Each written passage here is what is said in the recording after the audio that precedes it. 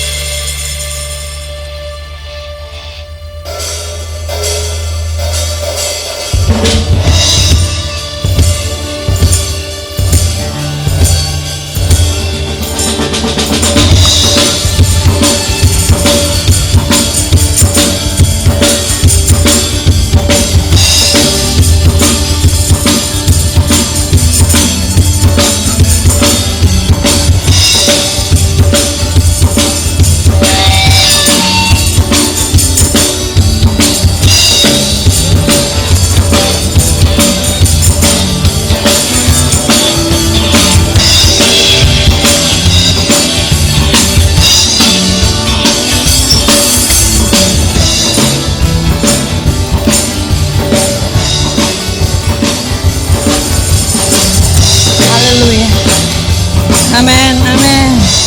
Haleluya. Mari rayakan sukacita Natal siang hari ini. Mengucap syukur buat anugerahnya sebab Dia lahir bagi kita. Dia lahir untuk kami, Dia mati untuk kami, Dia bangkit bagi kami semua. Katakan, Dia Yesus Tuhan kami, Dia Yesus Allah kami, Dia Raja di atas segala raja. Mari nyatakan pujian ini. Dia lahir untuk kami, Dia mati untuk kami, Dia bangkit bagi kami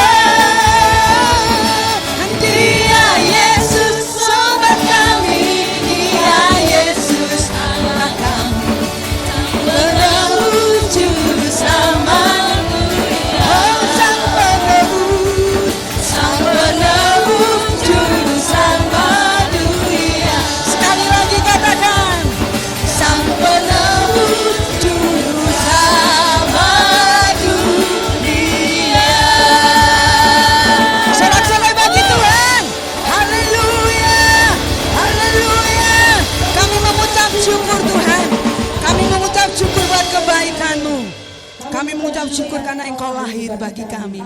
Saat ini Tuhan, Engkau tidak menjadi bayi, tetapi Engkau tumbuh dewasa di dalam kehidupan kami, di dalam karakter kami. Dan kami tahu Tuhan Yesus, hidup kami dimampukan karena kasih anugerah-Mu, karena anugerah yang Tuhan yang berikan bagi kami. Terima kasih Bapa di surga, beracara dalam ibadah kami dari awal hingga akhir. Tuhan akan berkati, kuasa-Mu dinyatakan, anugerah-Mu dinyatakan, mujizat Tuhan dinyatakan di dalam nama Tuhan kami Yesus Kristus. Kami serahkan ibadah kami siang hari ini. Mari yang percaya dan siap memberkati Tuhan dengan pujian, katakan bersama amin.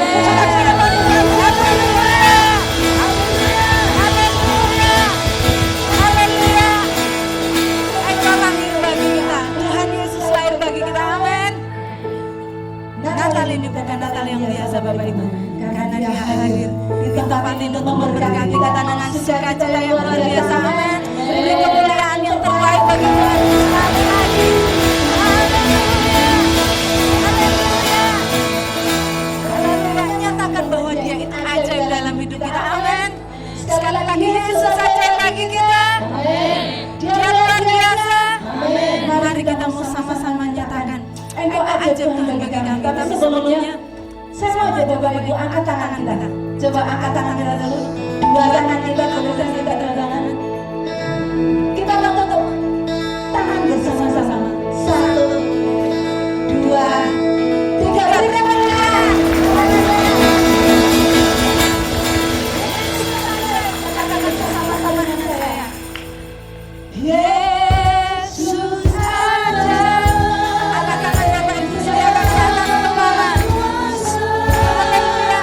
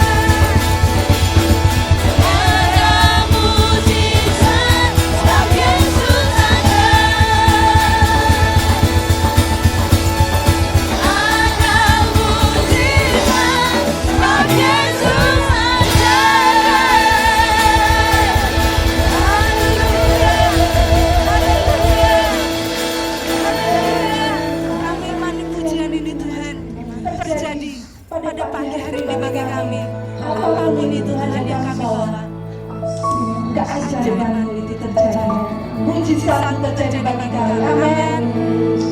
Itu luar biasa, tiada duanya bagi kami Tuhan. Oh Yesus, kami mau lebih lagi Tuhan, kami mau lebih lagi di dalam Engkau.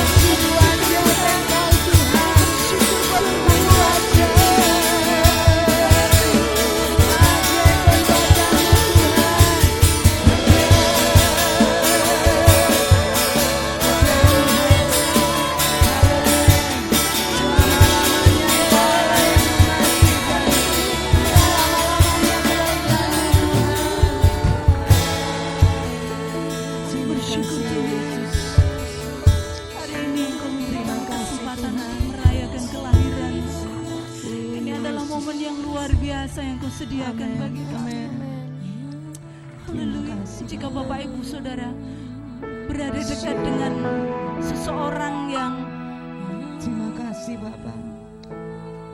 dekat dengan keluarga atau teman yang berada di samping Bapak Ibu Saudara, silakan disentuh. Ini adalah momen yang luar biasa bagi kita. Haleluya. Kita boleh merayakan Natal bersama-sama. Ini adalah kasih karunia Tuhan yang luar biasa. Sebab Engkau dahsyat Tuhan. Haleluya Yesus. How great is our God. Sing with me, how great is our God. And I will sing how great is our God. How great is our God. How great is our God. Sing with me, how great is our God. And I will sing how great is our God.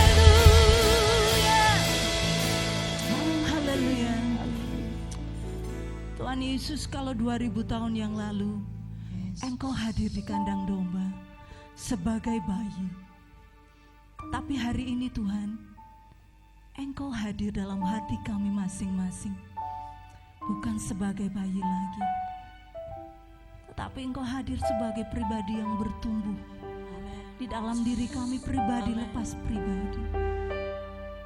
Haleluya. Saya persilahkan Bapak Ibu Saudara untuk mempersiapkan lilinnya masing-masing.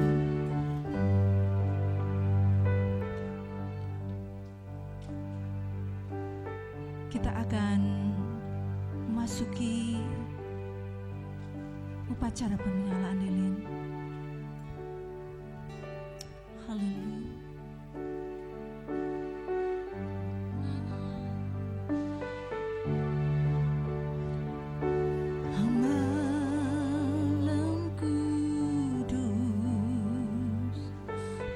Sunyi senyap, bintang berkemerlang, juru selamat manusia.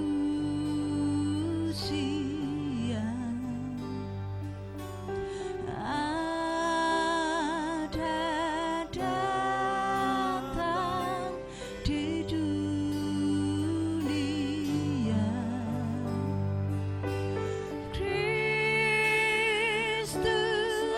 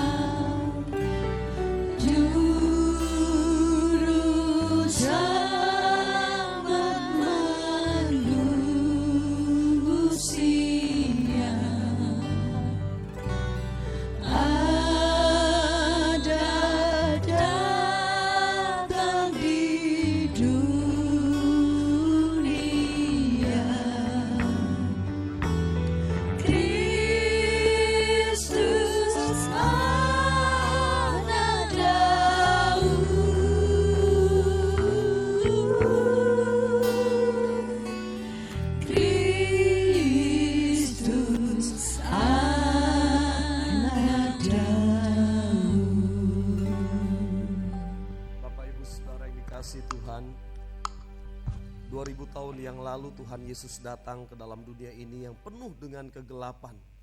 Dia seorang diri menerangi dunia yang gelap ini. Tapi kemudian Tuhan Yesus naik ke sorga dan sekarang ada di sebelah kanan Allah Bapa. Tetapi sekarang dia katakan, kamulah terang dunia. Kamulah terang dunia. Seperti lilin-lilin yang Bapak Ibu Saudara pegang, bahwa kita ini adalah terang dunia yang akan menerangi dunia di mana kita berada. Kita akan menerangi seluruh dunia dengan kasih Kristus. Mari kita berdoa, mengucap syukur kepada Engkau Tuhan, di mana dengan perayaan yang sederhana dan serba terbatas, tetapi tidak mengurangi makna Natal itu sendiri bagi kami Tuhan. Kami ada di sini dengan penuh ucapan syukur karena Tuhan begitu baik kepada kami. Dan pada saat ini Bapa, kami mau mendengarkan Kau berbicara. Biarlah Kau berbicara langsung kepada kami. Berikan pesan-pesan firman Tuhan, pesan-pesan Natal di dalam hati kami untuk menguatkan kami senantiasa. Terima kasih banyak Bapa, urapi hamba-Mu untuk menyampaikan isi hati-Mu pada saat ini. Di dalam nama Tuhan Yesus Kristus kami berdoa. Amin. Silahkan duduk saudara, tolong dimatikan ya. Shalom. Shalom. Ya, puji Tuhan saudara yang dikasihi oleh Tuhan Yesus. Sungguh kita mengucap syukur kepada Tuhan dengan segala keterbatasan dan kesederhanaan kita bisa merayakan dalam ibadah Natal pada saat pagi hari ini. Amin saudara. Saya terharu melihat Bapak Ibu datang dengan penuh antusias pada saat ini. Ya saudara, saya sungguh luar biasa Tuhan, ini anak-anak-Mu. Saudara yang dikasihi Tuhan, tahun ini saya pikir mungkin lebih baik daripada tahun yang lalu ketika kita merayakan Natal ya. Karena pandemi tahun lalu masih begitu berat dan sekarang sudah mulai melandai saudara ya. Sehingga kita bisa merayakan atau paling tidak beribadah secara sederhana.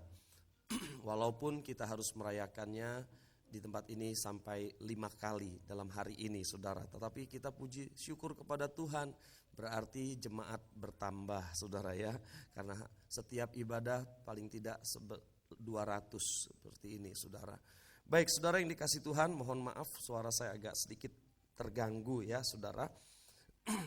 Hari ini kita bicara Allah mengasihi dunia saudara. Allah mengasihi dunia. Natal kita bicara tentang kelahiran Tuhan Yesus, Mesias, juru selamat dunia, saudara. Nah, imbangan daripada kelahiran itu adalah kematian, saudara. Ya, kematian. Kematian dan kelahiran itu dua perkara yang nggak bisa dipisahkan. Kita nggak bisa memilih lahir kapan, ya toh. Dan kita juga nggak bisa memilih mati kapan, ya saudara. Maunya si umurnya panjang, tetapi tiba-tiba Tuhan panggil ya. Tidak bisa terpisahkan. Tetapi baik kematian maupun kelahiran itu adalah dua perkara yang berbeda saudara ya. Kalau kelahiran selalu membawa sukacita, benar gak Bapak Ibu? Kalau ada kelahiran pasti orang bilang selamat ya, betul ya. Selamat ya ibu, bapak, selamat atas lahir putranya yang ke-7 misalnya begitu saudara ya. Selamat ya. Tapi kalau kematian enggak kan ya saudara ya. Selamat ya atas meninggal ibunya, loh kok selamat. Enggak kan saudara, tetapi turut berbela sungkawa, turut berduka cita gitu ya atas dipanggil Tuhannya ibu, bapak dan sebagainya. Nah saudaraku yang dikasihi Tuhan, jadi kelahiran itu membawa sukacita, tetapi kematian itu biasanya suasananya duka cita, berbeda halnya. Mari kita akan melihat saudara pesan dari Yohanes 18 ayat yang ke-37. Maka kata Pilatus kepadanya, "Jadi engkau adalah raja?" Jawab Yesus, "Engkau mengatakan bahwa aku adalah raja. Untuk itulah aku lahir. Dan untuk itulah aku datang ke dalam dunia ini, supaya aku memberi kesaksian tentang kebenaran. Setiap orang yang berasal dari kebenaran mendengarkan suaraku. Saudara, Tuhan Yesus menyampaikan tujuan kelahirannya ketika dia mau mati. Saudara lihat ini, di mana dia berkata kepada siapa ini saudara? Pilatus ya saudara. Kan Tuhan Yesus sebelum disalib dia dihadapan dengan Pilatus. Nah, pada waktu Yesus mendekati hari ajalnya, saudara, dia katakan, untuk itulah aku lahir. Untuk apa, saudara? Supaya aku memberi kesaksian tentang kebenaran. Saudara yang dikasihi Tuhan, Tuhan Yesus dengan jelas memberikan tujuan kelahirannya, saudara. Banyak orang tidak tahu tujuannya, untuk apa aku ada di dalam dunia ini. Banyak orang gak ngerti, aku ngapain sih dalam dunia ini. Bahkan frustasi, bahkan ada yang bunuh diri karena gak tahu mau ngapain aku di dalam dunia ini. Apakah cuma lahir, sekolah, bekerja, menikah, punya anak, jadi tua, terus mati gitu. Apa hanya sekedar itu aja seperti siklus kehidupan seperti itu, saudara. Kita gak ngerti tujuan hidup kita itu apa, saudara. Tapi Yesus bisa dengan tepat menyampaikan tujuan hidupnya, saudara. Ya, di situ dikatakan memberi kesaksian tentang kebenaran. Saudaraku yang dikasihi Tuhan, ketika Bapak Ibu Saudara lahir baru, terima Yesus sebagai Tuhan dan Juru Selamat, saudara connect dengan Tuhan, terhubung dengan Tuhan. Dulu saudara putus hubungan dengan Tuhan karena dosa. Tetapi sekarang saudara tersambung dengan Tuhan ketika kita lahir baru. Nah, ketika saudara dan saya lahir baru, kita mempunyai satu tujuan yang baru. Dan seharusnya setiap orang yang percaya kepada Tuhan mengerti tujuan hidupnya. Mengapa aku ada? Kalau dulu saudara gak ngerti untuk apa aku hidup. Tetapi ketika saudara menerima Yesus, saudara katakan, yes, aku sekarang hidupku hanya untuk menyenangkan hati Tuhan. Yang percaya katakan, amin. Mau apa saudara? Menyenangkan hatinya Tuhan. Caranya bagaimana saudara menyenangkan hatinya Tuhan? Melayani Tuhan. Caranya bagaimana? Melakukan firman Tuhan, bukan hanya jadi pendengar. Kita mau menyenangkan hati Tuhan, saudara. Amin, saudara.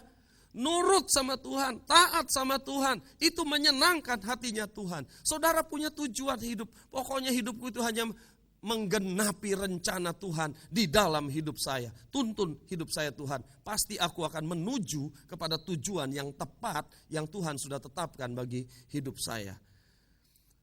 Saudara yang dikasihi Tuhan, apa yang dimaksud Tuhan Yesus ketika Yesus berbicara tentang kebenaran ini di ayat ini ya saudara, supaya aku memberi kesaksian tentang kebenaran. Apa sih yang Tuhan maksud tentang kebenaran? Paling tidak ada 3 realita yang ingin Yesus sampaikan, saudara. Maksud saya 3 kata ingin saya sampaikan, yaitu Allah mengasihi dunia. Dengan kata lain Tuhan mau katakan begini, aku mengasihi kamu semua. Amin, saudara. Ini yang Tuhan mau sampaikan, saudara, kepada dunia. Seluruh isi Alkitab berisi tentang kasih Allah. Ketika perjanjian baru, Tuhan memberikan hukum kasih. Ada 2 hukum, kasih Tuhan Allah dan kasih sesama. Saudaraku yang dikasihi Tuhan, rangkuman semua hukum Alkitab, Taurat Tuhan adalah hukum kasih. Ini yang Tuhan ingin sampaikan. Kita lihat selanjutnya, bukti nyata Allah mengasihi dunia.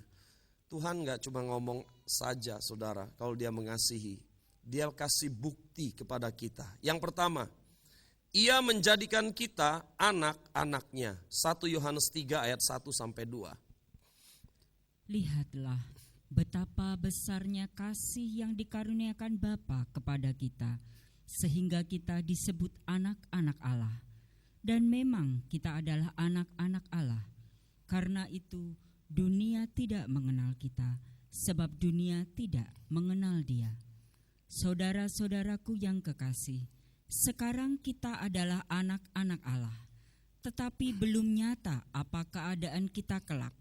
Akan tetapi kita tahu bahwa apabila Kristus menyatakan dirinya, kita akan menjadi sama seperti Dia, sebab kita akan melihat Dia dalam keadaannya yang sebenarnya. Saudara perhatikan ayat 1 ini dikatakan, lihatlah betapa besarnya kasih yang dikaruniakan Bapa kepada kita. Saudara, sama tulisan ini saudara dengan Yohanes 3 ayat 16. Karena begitu besar kasih Allah. Betul ya saudara, lihat ini.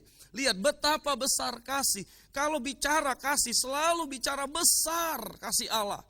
Paulus itu menggambarkan panjang dan lebar, tinggi dan dalam. Tidak terselami kasih Allah. Selalu kalau bicara kasih Allah itu gak bisa diukur.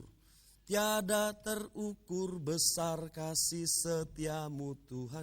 Tidak terukur besar kasih Allah, saudara. Sehingga kita disebut siapa, saudara? Anak-anak. Saudara yakin, percaya bahwa saudara anak Allah? Alkitab katakan bahwa siapa yang menerimanya diberinya kuasa menjadi anak-anak Allah. Tetapi syaratnya apa, saudara? Menerima Yesus. Saudara yakin ada Yesus dalam hati saudara? Amin. Kalau saudara yakin, saya pengen kita baca banter-banter ini saudara. Yang ini, ayat 2 ini. Sekarang kita adalah anak-anak Allah. Kita baca banter-banter ya. Dengan yakin ya saudara. Amin. 1, 2, 3. Sekarang kita adalah anak-anak Allah. Sekali lagi. 2, 3. Sekarang kita adalah anak-anak Allah. Amin, saudara. Kapan? Sekarang dan sampai selama-lamanya kita anak-anak Allah. Amin, saudara. Karena kita sudah connect sama Tuhan, sudah terhubung, sudah tersambung. Dulu putus karena dosa, tapi karena kita menerima Yesus dalam hati kita, maka sekarang kita anak-anak Allah. Saudara, menjadi anak Allah itu istimewa. Saya mau kasih contoh begini, saudara. Di Jerman, saudara, ada seorang hamba Tuhan namanya Josh Muller. Josh Muller ini lahir 27 September 1805, 2 abad yang lampau. 200 tahun yang lalu kira-kira, saudara ya. Semasa mudanya, sebelum dia berusia 20 tahun, dia itu suka mencuri, suka bohong, suka mabuk-mabukan, dan sebagainya. Itu dulu, sebelum dia berusia 20 tahun. Kemudian dia masuk perguruan tinggi, saudara, di Jerman. Dia mengejek beberapa orang, anak muda yang kuat rohaninya, kekristenannya kuat. Dia suka ngejek. Tetapi rupanya 8 orang temannya yang rohani ini, saudara, yang orang Kristen ini, itu memenangkan dia. Akhirnya dia bertobat, saudara, di usia 20 tahun. Jadi Josh Muller ini bertobat di usia 20 tahun. Nah, ketika dia bertobat, itu mengubah seluruh hidupnya, saudara. Dia menyerahkan diri kepada Tuhan, menjadi hamba Tuhan. Dan dia mengambil orang-orang di jalanan, saudara. Dia menjadi anak-anak yatim piatu. Kita tahu 200 tahun yang lalu keadaan tidak sebaik sekarang, saudara ya. Mungkin banyak kemiskinan terjadi di mana-mana, anak-anak di jalanan banyak, saudara. Dan dia ngambil anak-anak itu. Berapa orang, saudara, tahu yang dia kumpulkan menjadi anak asuh dia? Ada 10.024 orang, saudara. Ya. Banyak sekali ya, saudara. 10.024 anak. Saudara bisa bayangkan, ini anak-anaknya. Dan anak-anak itu dia sekolahkan, dia beri makan, entah bagaimana caranya, saudara. Anak-anak ini yang dulu tanpa harapan, sekarang mereka mempunyai harapan sekarang karena punya bapak angkat yang baik. Namanya Bapak Josh Muller. Dulu mereka tanpa harapan, dulu mereka di jalanan, mereka yatim piatu. Tetapi sekarang mereka punya harapan karena ada bapak yang baik yang namanya Josh Muller. Dikumpulkan anak-anak itu, dikasih pendidikan, dikasih makan, dicukupkan semua kebutuhannya. Saudara yang dikasih Tuhan itu terjadi di Inggris. Dia memang kelahiran Jerman, tetapi dia membuat panti asuhannya di Inggris. Saudara, bapak ini meninggal dalam usia yang lanjut sekali, yaitu 92 tahun. Ada yang sudah 92 tahun, saudara sini. Ya, Bapak Josh Muller 92 tahun. Baru dipanggil Tuhan, saudara. Dan hidupnya sangat berarti bagi banyak anak-anak yang kehilangan orang tua. Apa yang ingin saya sampaikan, saudara? Poin pertama, Tuhan menjadikan saudara dan saya anak-anaknya. Sama seperti anak-anak pada waktu itu, saudara. Mereka tidak ada harapan, mereka ada di jalanan, mereka nggak sekolah, nggak punya makanan, nggak punya baju hangat karena mungkin dingin di sana saudara. Tetapi saudaraku yang dikasihi Tuhan, karena Bapak Josh Muller ini mengadopsi mereka menjadi anaknya, mereka mendapat pakaian yang baik, mendapat makanan, mendapat pendidikan, punya harapan yang baru. Ketika saudara menjadi anak-anak Allah, tadi kita bilang, sekarang kita adalah anak-anak Allah. Betul saudara? Kita punya pengharapan yang baru. Mungkin dulu saudara gak punya pengharapan, aku ngapain hidup dalam dunia ini?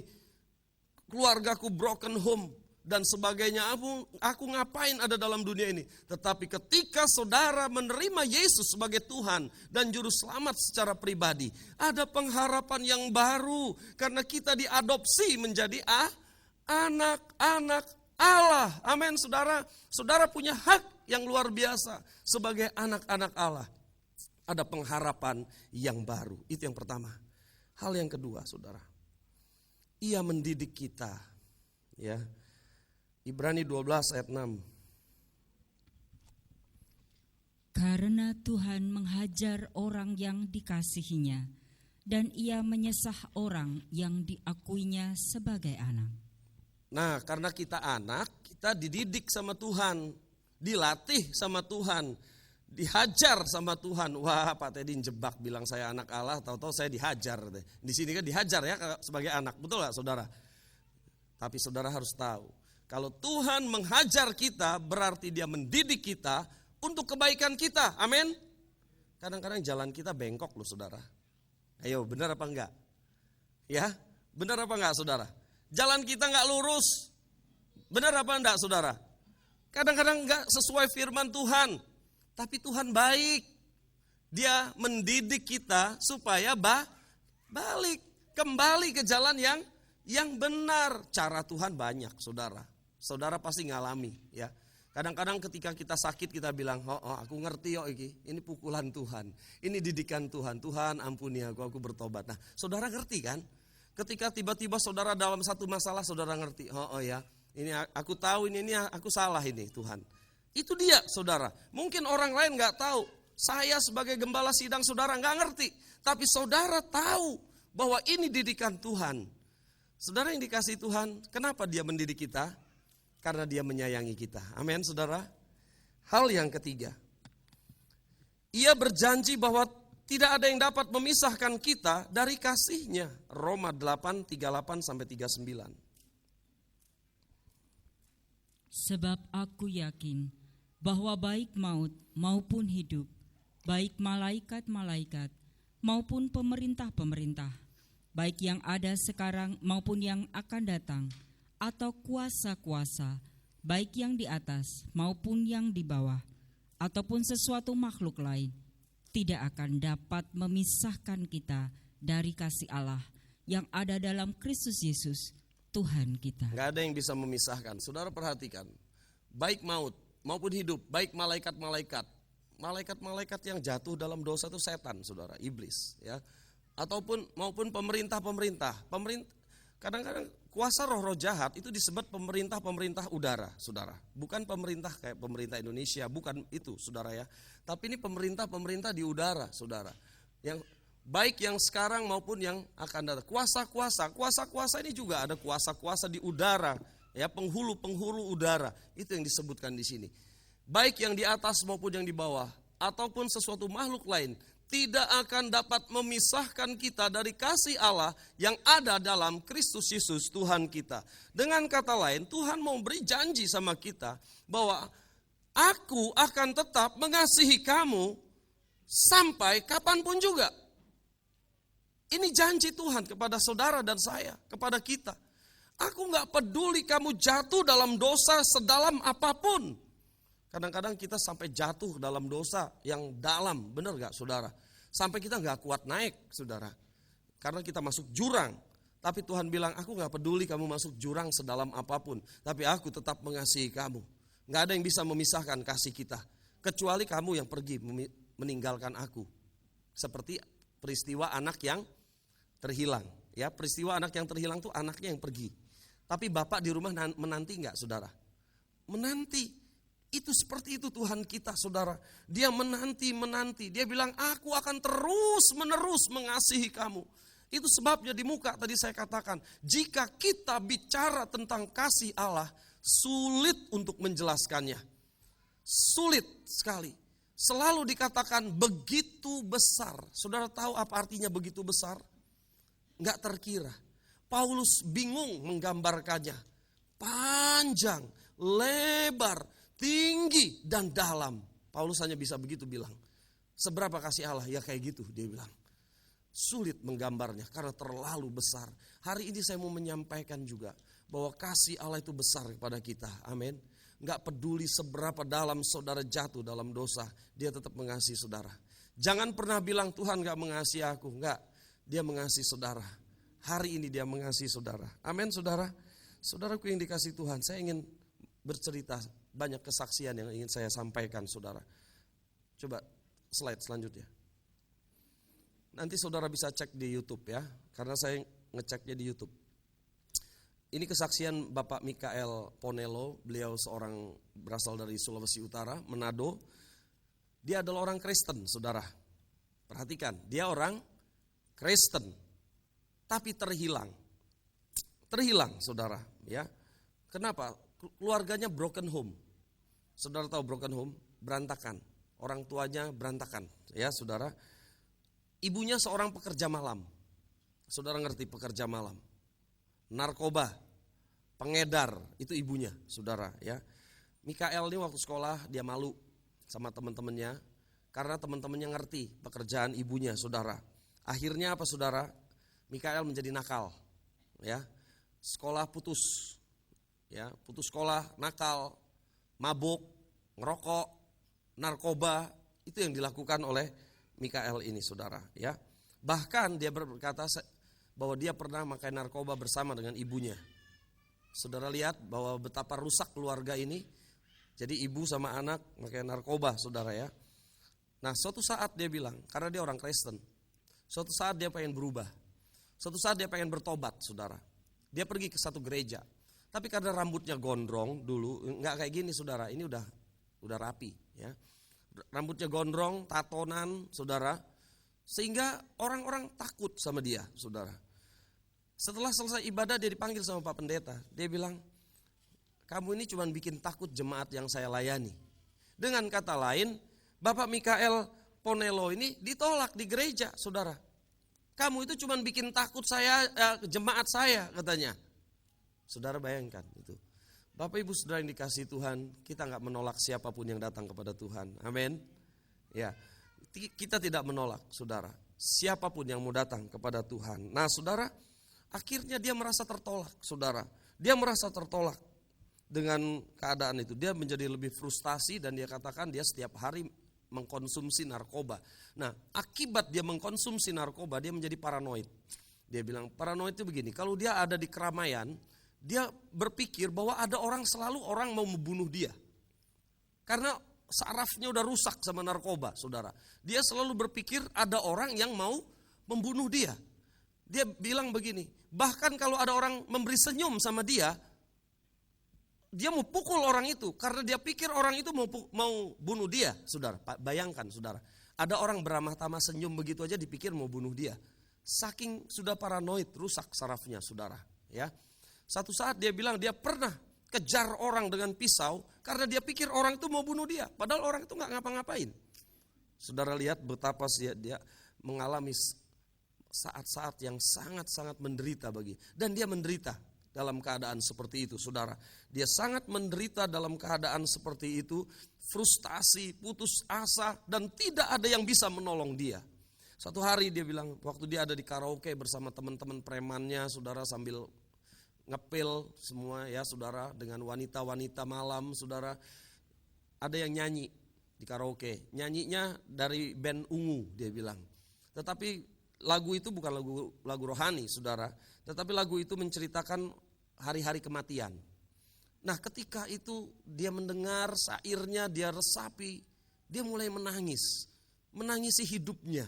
Nanti aku mati piye gitu kan, saudara. Akhirnya saudara, karena dia malu sama teman-temannya, preman kok nangis, ya toh. Akhirnya dia lari ke kamar mandi, dia bilang. Di kamar mandi dia menangis. Dia menangisi hidupnya yang rusak, hancur itu, dia menangisi, dia bilang. Nah, saudaraku yang kasih, tapi tanpa harapan, dia nggak tahu aku harus berbuat apa. Gereja menolak saya, katanya. Satu hari, saudara. Satu hari dalam keadaan frustasi dia pergi ke Bali. Di Bali jam 10 pagi dia bilang, di tempat penginapan dia berlutut di hadapan Tuhan. Dia bilang, Tuhan, aku orang berdosa. Aku mau berubah, Tuhan. Ampuni aku, Tuhan. Itu yang dikatakan dia, saudara. Kemudian ada satu kata yang dia bilang begini, Tuhan, aku serahkan seluruh hidupku ke dalam tangan-Mu.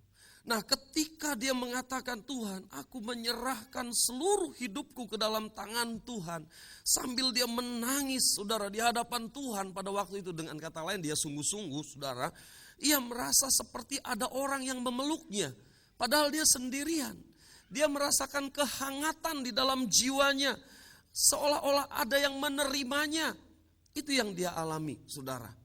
Peristiwa itu gak dilupakan sama dia. Dia tahu Tuhan menerima dia apa adanya. Kemudian proses hidupnya masih agak panjang, saudara, karena dia adalah bandar narkoba. Maka dia dicari-cari polisi, dia lari ke pulau satu, ke pulau lain, jadi buronan. Sampailah dia di sekolah Alkitab yang ada di Palembang, saudara. Sekolah Alkitab yang ada di Palembang, kemudian dia masuk sekolah Alkitab di sana. Nah, dalam ibadah di sana, dia bilang, dia menangis sejadi-jadinya dalam ibadah. Dia bilang, Tuhan, aku orang berdosa. Nah, ketika dia berkata, aku orang berdosa, ampuni aku serahkan hidupku ke dalam tangan-Mu. Kemudian dia ingat papanya, dia ingat mamanya yang hancur-hancuran, dia ingat kakaknya, karena kakaknya yang ngajari dia narkoba. Dia ingat adiknya, dia bilang, Tuhan, pulihkan keluargaku. Nah, setelah singkat cerita, saudara, berapa tahun dia di sekolah Alkitab, dia lulus. Dengan cara yang ajaib, Tuhan pulihkan keluarganya, saudara. Tuhan pulihkan keluarganya. Itu ajaib sekali, saudara. Ya, papanya telepon pada ulang tahun papanya, kamu pulang ke Manado, katanya. Pulang dia, kumpul keluarga besar, saudara. Itu sesuatu yang luar biasa, membuat dia menangis pada waktu itu. Karena apa? Keluarga yang hilang bertahun-tahun, berantakan, hidup hancur-hancuran. Sekarang ada ibadah di rumahnya itu. Luar biasa, saudara. Tuhan ubahkan. Amin, saudara. Dan sekarang dia jadi hamba Tuhan. Dan dia pergi kemana? Ke penjara. Dia temui teman-temannya, bandar-bandar narkoba dan sebagainya. Dia bilang, gak ada damai. Obat-obatan itu gak bisa bikin damai. Hanya dalam Yesus ada damai. Banyak orang bertobat melalui hidupnya, saudara. Itu dia, ya. Saudara bisa lihat di YouTube nanti, saudara. Bapak ini, ya, Bapak Mikael Ponelo ini, saudara. Itu hal yang ketiga. Hal yang keempat, bukti kasih Yesus, bukti kasih Allah kepada manusia ialah Ia memberikan anaknya bagi kita. Siapa anaknya, saudara? Tuhan Yesus. 1 Yohanes 4 ayat 9. Dalam hal inilah kasih Allah dinyatakan di tengah-tengah kita, yaitu bahwa Allah telah mengutus anaknya yang tunggal ke dalam dunia, supaya kita hidup olehnya. Siapa, saudara? Allah telah mengutus Yesus. Di sini lagi dikatakan, dalam hal inilah kasih Allah dinyatakan. Dia mengutus anaknya yang tunggal untuk mati di atas kayu salib. Lahir dan mati di atas kayu salib. Saudara, bukan ketika saudara itu orangnya begini, enggak. Ketika manusia itu berdosa.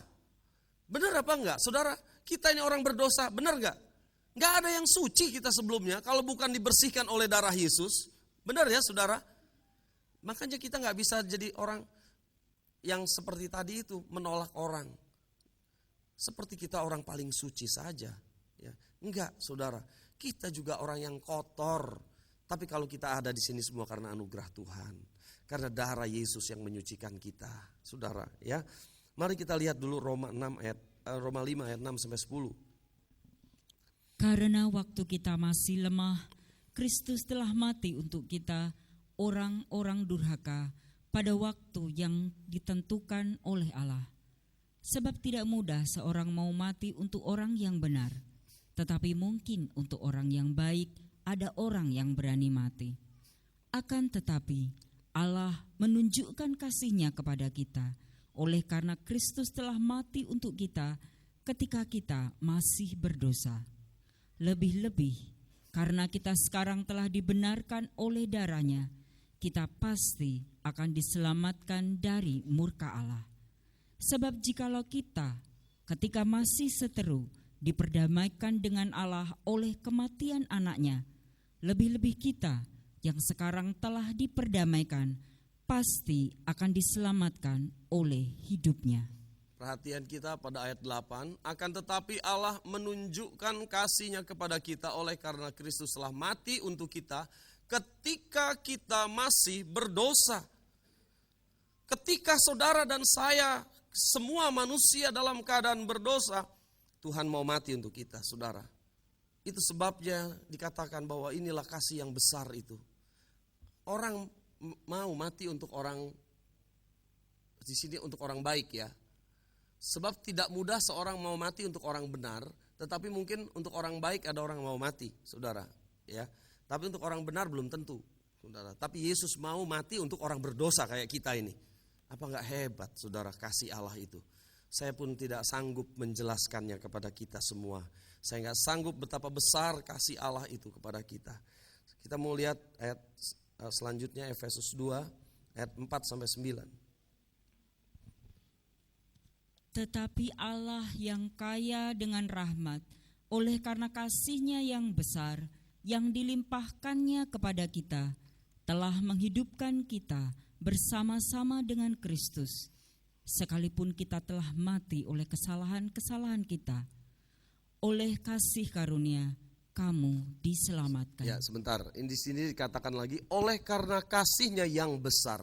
Selalu kalau bicara kasih, Alkitab bicara kasih yang besar. Selalu, saudara. Mengapa? Sulit digambarkan. Terus. Dan di dalam Kristus Yesus, Ia telah membangkitkan kita juga dan memberikan tempat bersama-sama dengan Dia di sorga. Supaya pada masa yang akan datang, Ia menunjukkan kepada kita kekayaan kasih karunia-Nya yang melimpah-limpah sesuai dengan kebaikan-Nya terhadap kita dalam Kristus Yesus. Sebab karena kasih karunia, kamu diselamatkan oleh iman. Itu bukan hasil usahamu, tetapi pemberian Allah. Itu bukan hasil pekerjaanmu. Jangan ada orang yang memegahkan diri. Itu sebabnya firman Tuhan berpesan kepada kita, jangan kita pernah sombong kalau kita diselamatkan, karena semuanya itu adalah kasih karunia Allah, bukan hasil usaha kita, tetapi pemberian Allah karena kita percaya kepada Tuhan Yesus.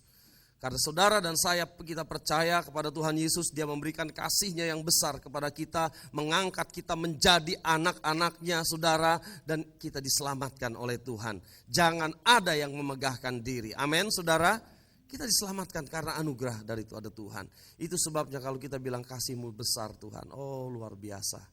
Mungkin kita akan meneteskan air mata, kita bilang Tuhan kasih-Mu terlalu besar. Saya akan akhiri dengan satu kesaksian lagi. Coba slide selanjutnya. Saudara, kalau ada orang kayak gini masuk gereja, kira-kira saudara menyingkir atau saudara mau deket-deket? Hah? Kayak mana kira-kira? Wajahnya ini menampakkan kemuliaan siapa ini, saudara? Namanya Khairul Anwar. Berasal tidak dari agama Kristen, saudara. Ya. Ketika dia berumur 8 bulan, dia dibuang sama orang tuanya dan akhirnya dia diadopsi oleh satu keluarga di Kota Malang, ya saudara. Tetapi saudara, keluarga yang ada di Kota Malang itu juga keluarga yang berantakan, keluarga broken home. Dia ini sering dipukuli, saudara, waktu kecil sama orang tuanya, sering digebukin, ya. Saudara ngerti kalau anak suka digebuki tanpa sebab, dipukuli keterlaluan, anak itu jadi apa? Jadi pemberontak. Sama seperti dia. Ketika umur 5 tahun dia pergi dari rumah. Bukan 5 tahun, kelas 5 SD. Ketika dia kelas 5 SD dipukuli sama bapaknya, saudara, dan dia akhirnya pergi dari rumah, dan suatu saat dia pergi dipelihara oleh seorang pelacur, ya. Jadi saudara bisa bayangkan umur kelas 5 itu umur berapa ya saudara? 11 tahun kira-kira itu ya saudara ya. Dan dia pergi dari rumah dan dia hidup bersama seorang pelacur, ya mungkin yang gak jauh dari rumahnya, mungkin yang mengenal keluarga itu, pelacur itu ya. Pelacur tuh bilang, kamu itu bukan anaknya dia, kamu itu anak angkat, makanya kamu digebuki gitu saudara ya. Itu sebabnya saudara bisa lihat dia dibesarkan dalam lingkungan yang kurang baik. Akhirnya dia menjadi mulai merokok, minuman keras, mulai narkoba di sana, saudara, dalam usia yang sangat muda, dan mengenal tentang pelacuran, saudara, dan melakukan kejahatan-kejahatan yang lain. Sampai dia dewasa, saudara, dia menjadi orang raja tega, bunuh orang pun tega, saudara. Dia menjadi, ya saudara lihat ini, dia menjadi pembalap nasional, saudara. Ya, dan dia punya banyak ilmu kebal dan sebagainya dia katakan, karena dia menghadapi banyak mafia-mafia dan sebagainya. Kalau dibacok biar nggak mempan, dia bilang, nah inilah dia saudara. Dan dia menjadi orang yang kejam. Dalam perjalanan hidupnya saudara, dia punya 13 istri nikah siri. Ya 13 saudara. Banyak duit dia saudara, karena dia adalah bandar narkoba. Ya, nah ini yang terjadi saudaraku yang dikasih Tuhan. Satu hari hidup dia juga penuh frustasi. Rupanya orang-orang begini hidupnya banyak frustasinya saudara ya. Orang-orang yang seperti itu. Ketika dia sedang sembahyang dalam caranya, dalam agamanya saudara. Ada kata-kata di sana, tunjukkanlah jalan yang lurus. Betul ya saudara ya. Dan dia terus mengucapkan itu. Tunjukkanlah jalan yang lurus, tunjukkan jalan yang lurus. Terus dia mengucapkan itu saudara. Tiba-tiba dia bilang di hadapannya itu ada seperti gunung, dia melihat gunung. Dan ketika dia lihat gunung itu dia melihat ada seseorang baju putih rambut panjang di sana. Dan dia lihat Yesus, saudara. Nah belakangan waktu dia ke Israel, dia lihat gunung itu persis seperti di penglihatannya itu. Ya, jadi gunung yang dia lihat itu ada di Israel, dia bilang. Ya. Nah dalam sekejap mata tiba-tiba Tuhan Yesus yang dia lihat itu ada di sampingnya. Terus langsung dia bilang, loh bukankah kamu ini Tuhannya orang Kristen? Tuhan bilang begini, ikutlah aku. Itu yang Tuhan katakan sama Bapak Khairul ini, ikut aku. Sama persis ketika Tuhan Yesus memanggil Petrus, ikutlah aku. Sekarang kau bukan penjala ikan, tapi menjadi penjala manusia, ikutlah aku. Kemudian Tuhan berkata sama Bapak Khairul ini saudara, itu di usia dia 42 tahun. Di usia 42. Ya. Di usia 42 Tuhan bilang, akulah jalan, kebenaran dan hidup. Tidak ada seorang pun yang datang kepada Bapa tanpa melalui aku. Tuhan Yesus ngomong sama dia. Dia enggak tahu, dia enggak mudeng, ini apa ini? Kata dia. Dia enggak ngerti. Kenapa Tuhannya orang Kristen bicara begitu sama saya, ya.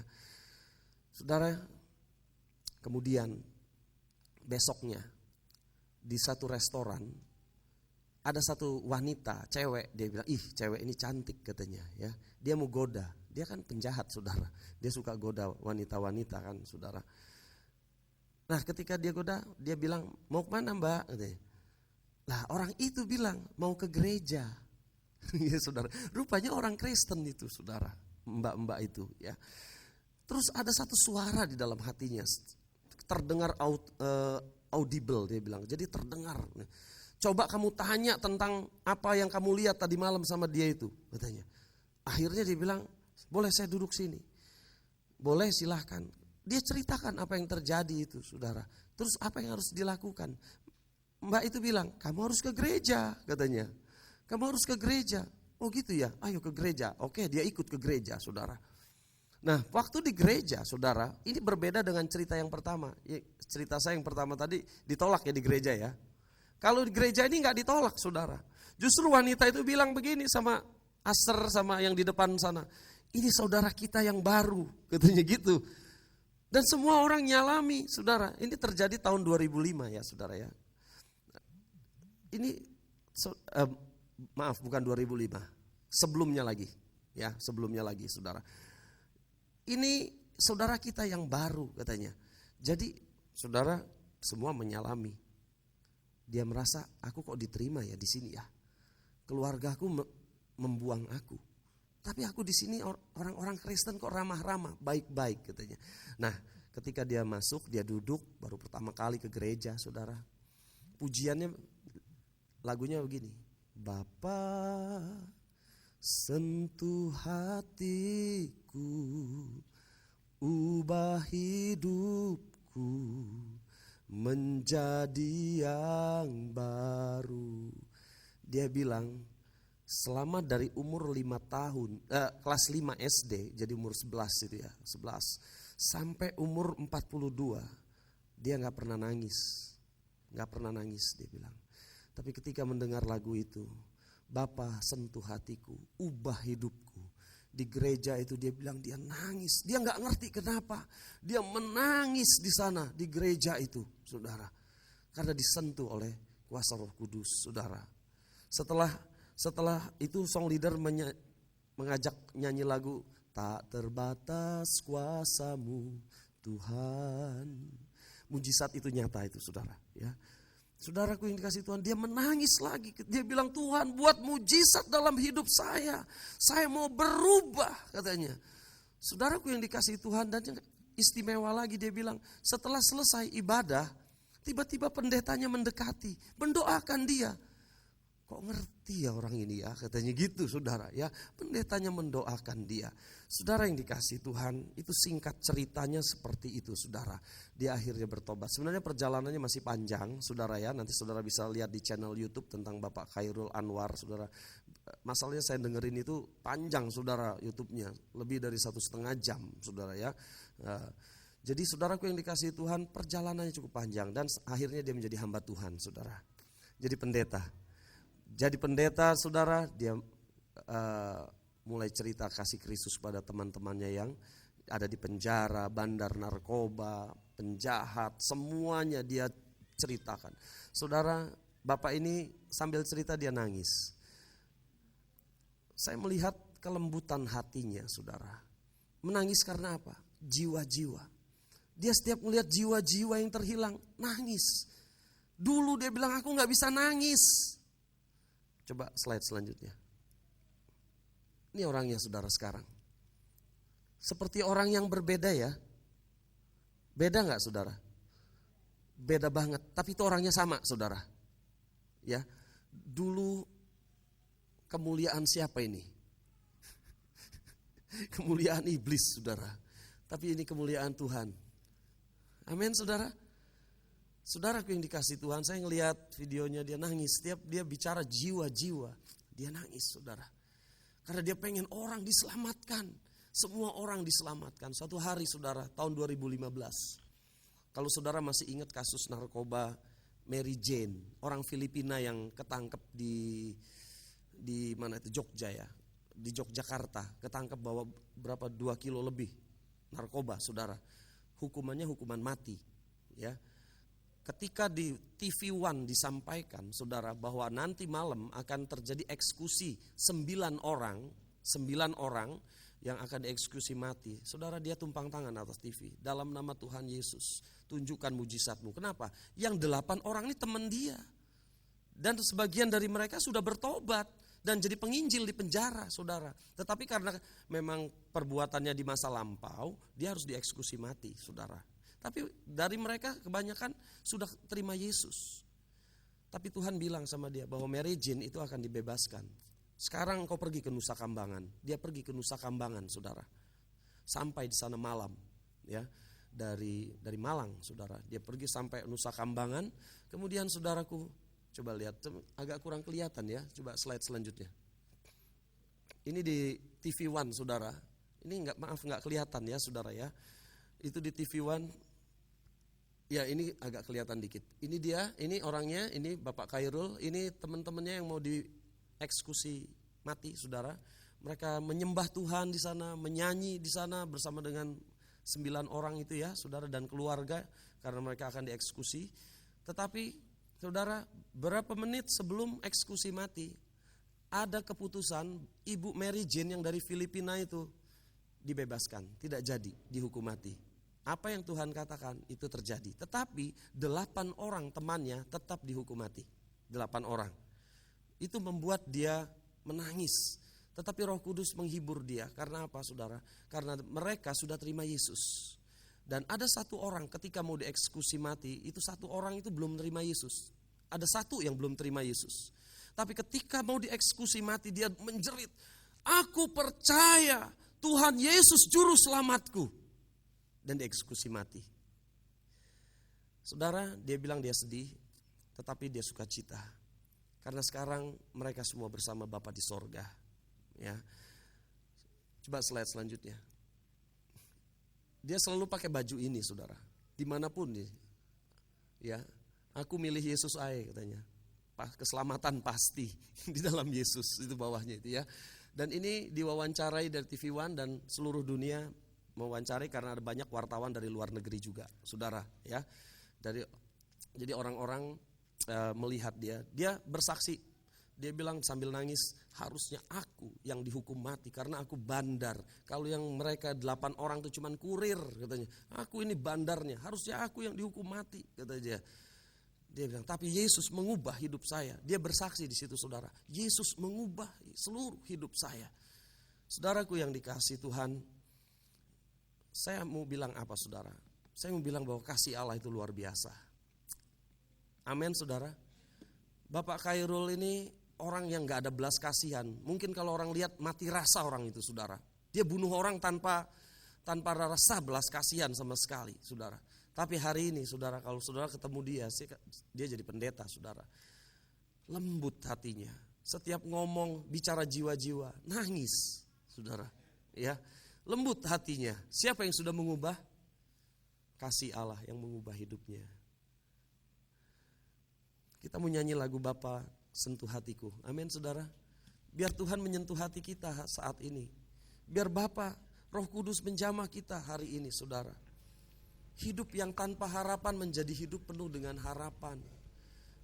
Saya nggak ngerti berapa dalam dosa-dosa kita, saudara. Berapa dalam kita jatuh dalam dosa.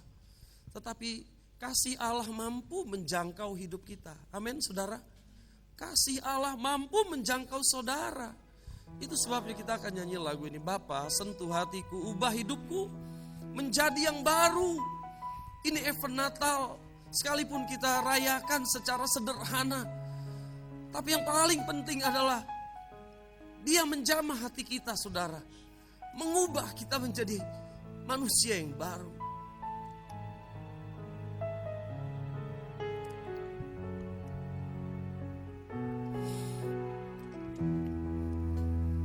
Yesus. Betapa aku mencintai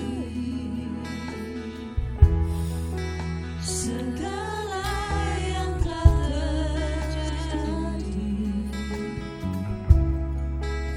Tak pernah sendiri jalani hidup ini, selalu menyertai.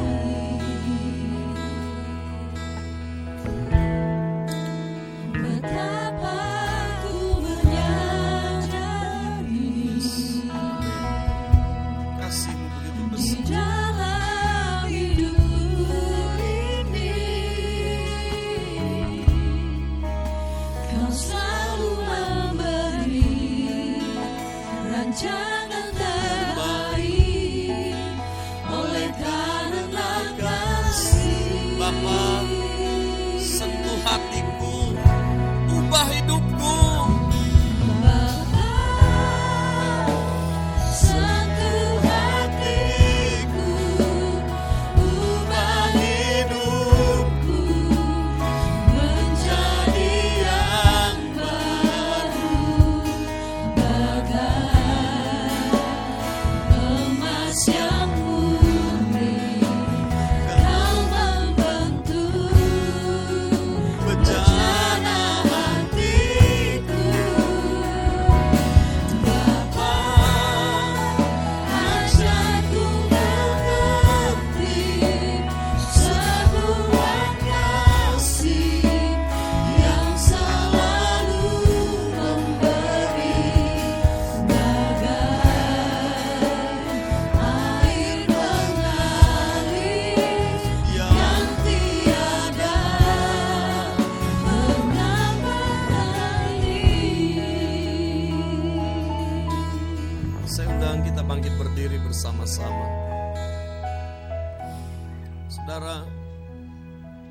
Saya nggak tahu keadaan saudara. Tapi yang saya tahu satu hal. Kalau kasih Allah menjamah kita, maka akan terjadi satu perubahan dalam hidup kita, saudara. Ini kasih yang ajaib. Kasih yang sangat besar. Kita nyanyikan lagu ini. Tapi sebelumnya saya mau berdoa dulu kepada saudara.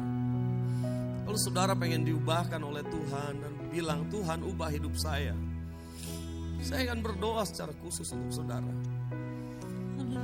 Saudara boleh letakkan tangan di dada saudara, saya akan berdoa.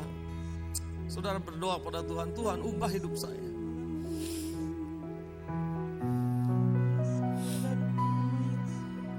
Dalam nama Tuhan Yesus,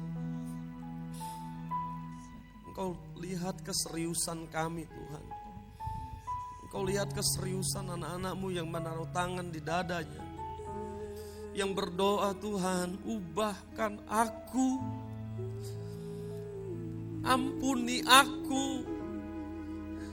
Basuh aku dengan darah-Mu Tuhan. Jamah pada saat ini Tuhan. Jamah dalam nama Tuhan Yesus. Yang tadinya tidak berpengharapan, sekarang punya pengharapan karena Yesus. Siang ini jamah. Dan tidak ada perkara yang mustahil bagi Tuhan. Mujizat Allah dinyatakan pada saat siang hari ini. Dalam nama Tuhan Yesus. Terima kasih Bapa di sorga. Terima kasih. Kami percaya Tuhan ada kehangatan, damai sejahtera dari sorga di dalam hati kami saat siang hari ini. Karena Engkau ada di sini, Engkau menjamah kami. Terima kasih Bapa di sorga. Terima kasih. Refnya, Bapa sentuh hatiku. Bapa sentuh hatiku, ubah hidupku menjadi yang baru, bagai emas yang murni. Kau membentuk rencana hatiku.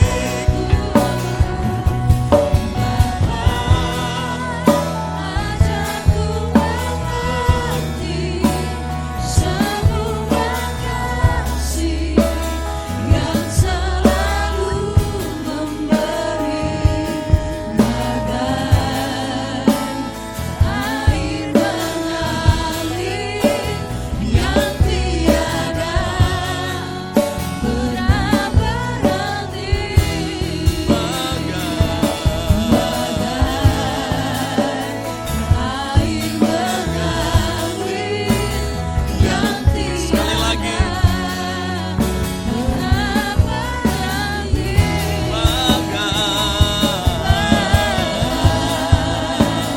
air mengalir yang tiada pernah berhenti.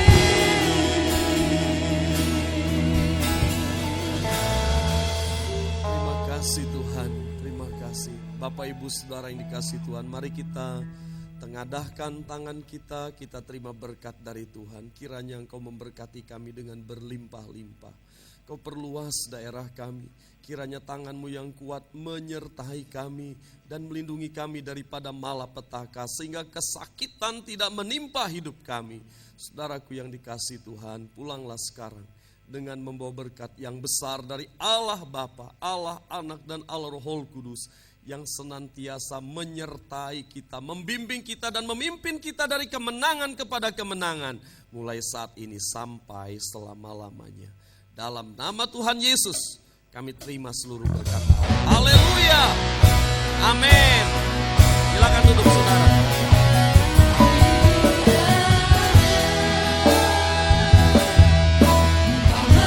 Memberkati aku berlimpah-limpah dan memperluas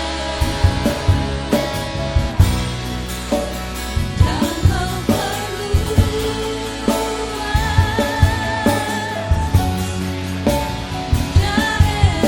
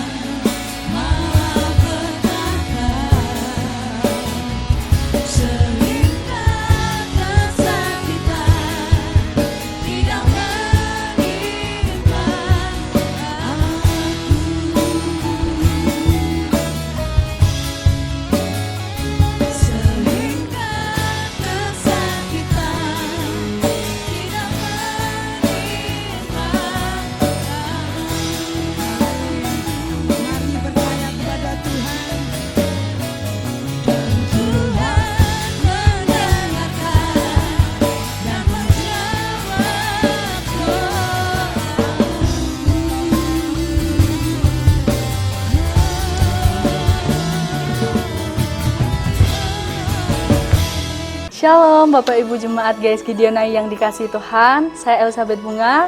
Di sini saya akan menyampaikan beberapa informasi dari gereja. Informasi yang pertama, ibadah raya pada hari Minggu tanggal 26 Desember tahun 2021 tetap diadakan seperti biasa sebanyak 3 kali ibadah. Ibadah yang pertama pada pukul setengah 7 pagi, yang kedua jam 9 pagi, dan yang ketiga pukul 5 sore. Pengumuman yang kedua, ibadah Komisi Orang Muda kembali diadakan pada hari Sabtu tanggal 8 Januari tahun 2022. Sekian beberapa pengumuman yang dapat saya sampaikan. Kiranya damai dan sukacita Natal terus ada di setiap hati kita dan kehidupan kita. Selamat Natal dan Tahun Baru, Tuhan Yesus memberkati.